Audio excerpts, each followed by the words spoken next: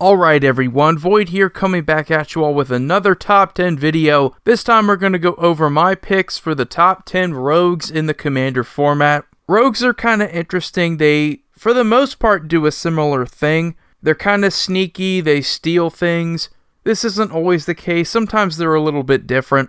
I would say out of all the creature types in the game, they're kind of the loosely defined one, where you don't always get the same abilities. I still think they're pretty sweet. And of course, because of Zendikar Rising and Anawan the Ruin Thief, we have Rogue Tribal. So if you want to make that deck, feel free to do that. I've also made a deck tag about Anawan the Ruin Thief. So without further ado, let's start it off here with number 10. I will be covering honorable mentions right before number 1. Number 10 is Cloak and Dagger. I know a lot of you probably thought that Rogue was exclusive to creature, so you see it on equipment, you see it on sorceries. Cloak and Dagger is very good in Commander, especially if you do have a Rogue Tribal deck. It's only number 10 because of that though, because you're going to have to pay an equip cost. If you can just have Rogue Tribal, it means whenever you play a Rogue, it's something you can easily just equip it to. But this is what I like about Commander. You get multi-purposed cards. Shroud is something you're going to want more so in Commander, especially in equipment that can give Shroud. It's just a good card. I think also giving a power boost definitely works in its favor. Number 9 is Yisan the Wandering Bard. My pick for what is probably the most underrated mono green commander. I just think it's so interesting that you can cheat into play creatures depending on the number of verse counters on Yisan. And because you're just going to keep putting more and more verse counters, it's going to be different each time you activate the ability. This is kind of why I think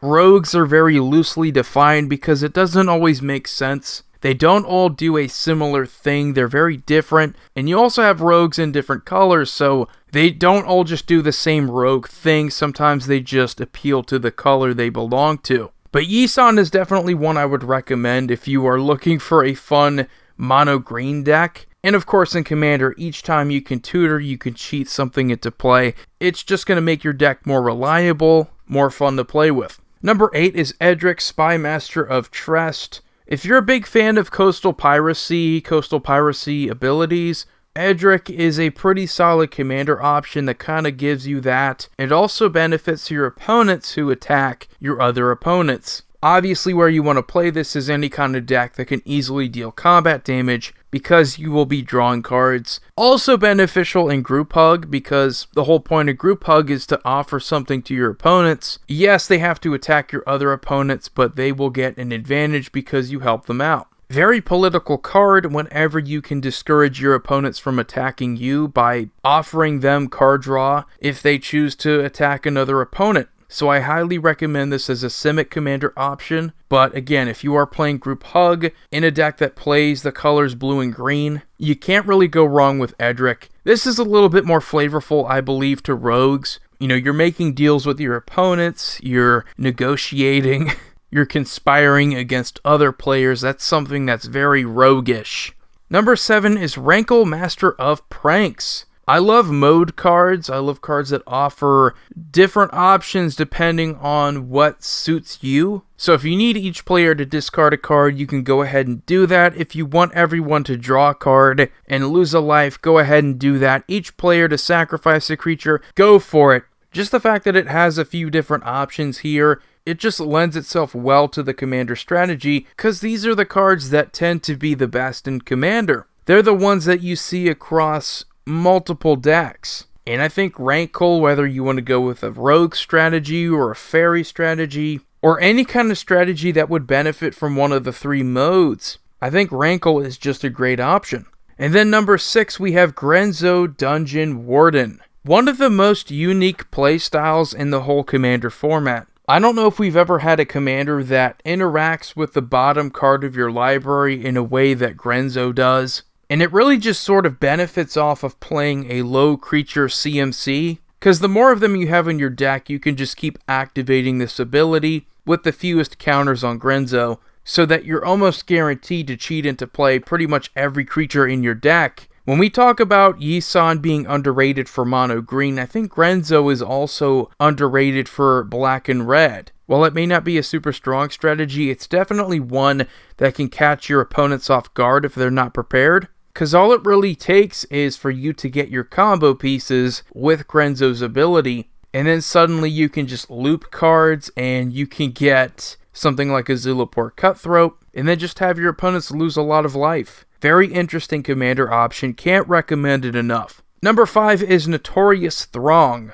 Extra turn spells tend to be pretty good. You have a spell here that can give you a ton of Black Fairy Rogue creature tokens, where X is the amount of damage dealt to your opponents this turn, which alone by itself, I think can be a pretty powerful sorcery, all for just 4 mana. If you dealt a decent amount of damage, that's a ton of tokens. But if you were able to deal damage to your opponents with a rogue, you can pay the prowl cost for 6 and then get an additional turn.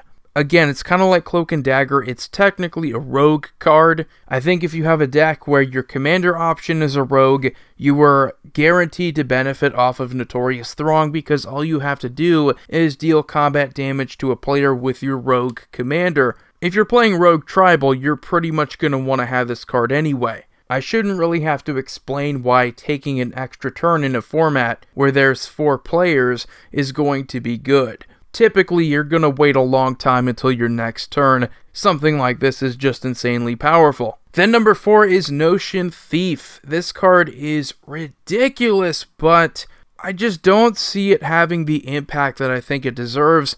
It's flash.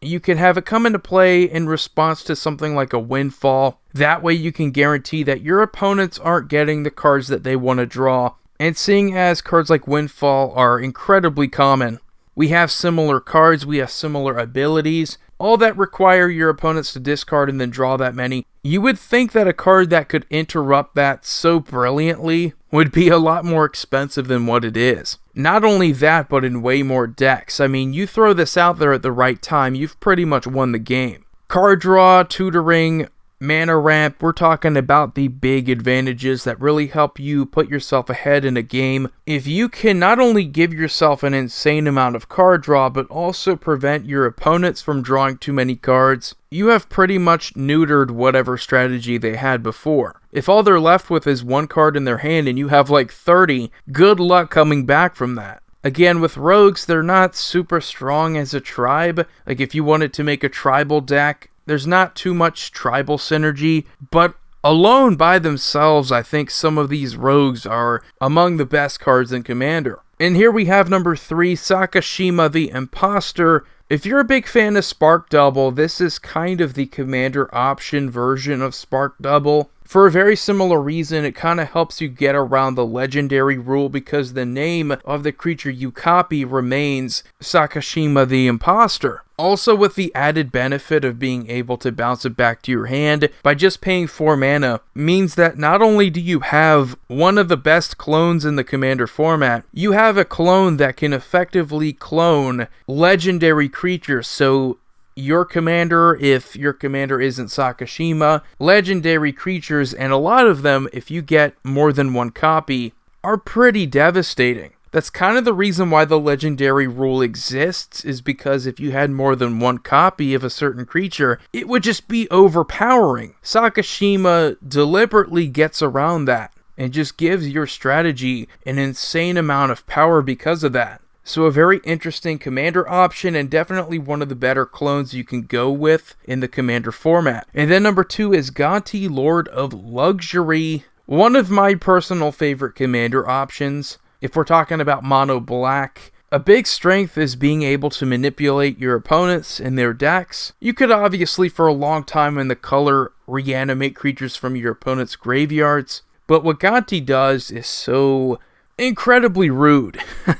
You're stealing something off the top of your opponent's decks. You're allowed to play it with whatever color you want to pay for it. And to make all of this worse, it's on an ETB, so if you're able to flicker it, reanimate it, just anything you can do to abuse the ETB trigger to have it come into play more often, you're able to steal cards, you're able to cast them. And I think what makes Commander very interesting is that you see a lot more of these cards. They're a lot more prominent. So not only can you interrupt your opponent's strategy, you can flat out just steal whatever their strategy is and make it your own. Let's say if your opponent I mean, we're going back to with Paradox Engine when that was still legal. But if that's really a win con for your opponent's deck, go ahead and steal it.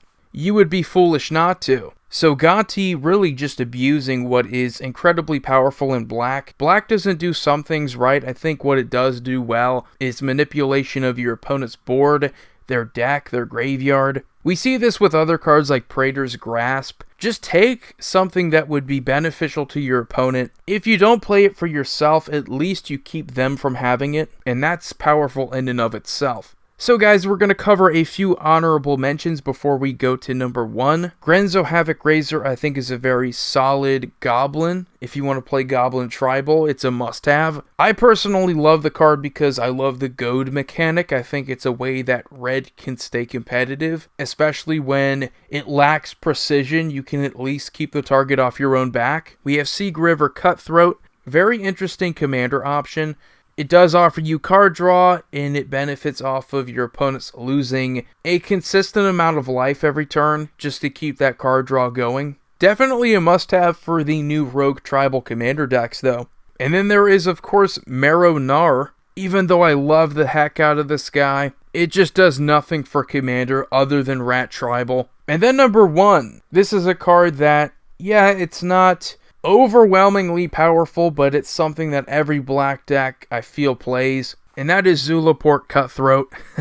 If you loved Blood Artist, you've probably played this card, because it's also just 2 mana, and it pretty much does a similar thing, but this time instead of being able to trigger for whenever any creature dies, it's just your own creatures. The benefit, however, is that if one of your creatures die, each of your opponents lose a life. So it is a little bit different where you would have to target with Blood Artist, so it could be situationally more powerful. I still love Blood Artist, but this card is definitely one you tend to play with. It's not like you go with one and not the other. They're both insanely powerful. And at the uncommon level, it just seems like they're everywhere. We kind of saw with previous cards on this list, they tend to be a lot more narrow, very specific to certain strategies. Zulaport Cutthroat is just the least narrow. It's in probably the most decks compared to any other rogue in the format. And for that alone, it belongs at number 1. But anyway, you guys have a wonderful day. Let me know what you think about my top 10.